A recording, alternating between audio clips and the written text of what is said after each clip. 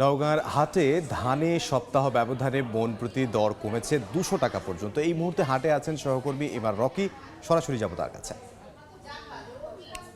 স্থানীয় কৃষি বিভাগ বলছে জেলার মাঠ থেকে ইতিমধ্যে প্রায় 80% ধান কেটে তোলা হয়েছে এবং এই ধানগুলো চাষিরা এই মুহূর্তে তাদের সংসারের বিভিন্ন প্রয়োজন বা ধার দেনা শোধ এবং যে উপকরণগুলো কিনে থাকেন বাকিতে এই উপকরণগুলো আসলে ধার দেনা শোধের জন্য হাটে ধান তুলে নিয়ে আসছেন। এবং গত এক সপ্তাহের ব্যবধানে হাটগুলোতে কিন্তু পর্যাপ্ত ধানের সরবরাহ আমরা দেখছিলাম এবং সরবরাহ বেশি হওয়ার কারণে কিন্তু গত এক সপ্তাহ আগে যে দরে ধান বিক্রি করেছিলেন তার চেয়ে প্রায় 200 টাকা প্রতি মনে ধানের দর কিন্তু এখানে কম।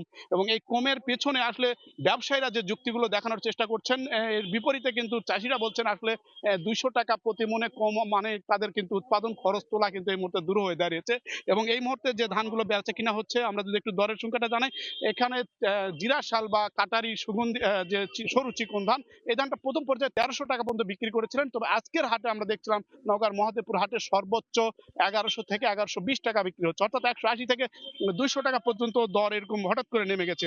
অন্যদিকে মোটা যে ধানগুলো রয়েছে এই ধানগুলো কিন্তু সর্বোচ্চ 950 টাকা।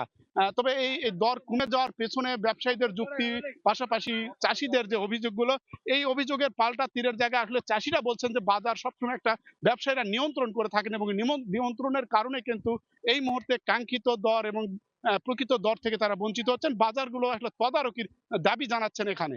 তো এই ছিল নওগাঁর মহাদেবপুরের সার্বিক ধান বেচা কেনার খবর আমার কাছে।